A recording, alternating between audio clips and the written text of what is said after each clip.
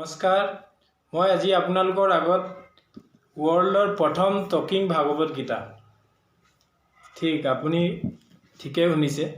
ৱৰ্ল্ডৰ প্ৰথম ভাগৱত গীতা যোনখনে আপোনাক ডিজিটেলি শুনাব, টাচ কৰাৰ লগে লগে শুনাব। সেইখন আজি আপোনাৰ আগত প্ৰস্তুত কৰিব বিচাৰিছোঁ। ভিডিঅ'টো মন দি শুনিব, মন দি চাব, আপুনি নিশ্চয় জ্ঞান পাব। এইখন হ'ল ভাগৱত গীতা। 14টা লেংগুৱেজত ইয়াত আছে। ইয়াত 3টা লেংগুৱেজ অলৰেডি আছে, হিন্দী, ইংলিছ আৰু সংস্কৃত। 3টা লেংগুৱেজ আছে। তাৰ উপৰিও 3টা ইণ্টাৰনেশ্যনেল আৰু 12টা নেশ্যনেল লেংগুৱেজত আপুনি শুনিব পাৰে। আহক আমি ষ্টাৰ্ট কৰোঁ। এইটো হ'ল উইজডম ফ্লুট।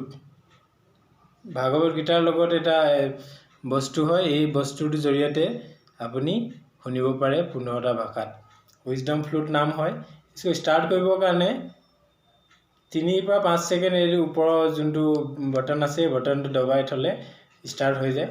তাৰপিছত আপোনাৰ চেঞ্চৰ যেতিয়া ষ্টাৰ্ট হ'ব, তেতিয়া চেঞ্চৰটো আপোনাৰ এনেকৈ ব্লিংক কৰি থাকিব।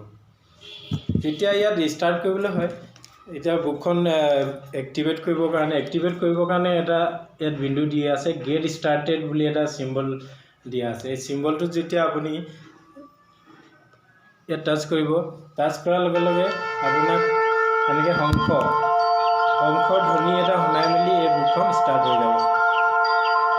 ইয়াৰ পিছত আপুনি বুকখন খুলি যিকোনো অধ্যায়, যিকোনো পইণ্টত যদি ৰাখি দিয়ে, সেইটো হিচাপত আপোনাক যিটো ভাষাতে দৰকাৰ হয় সেইটো ভাষাত আপোনাক শুনাব।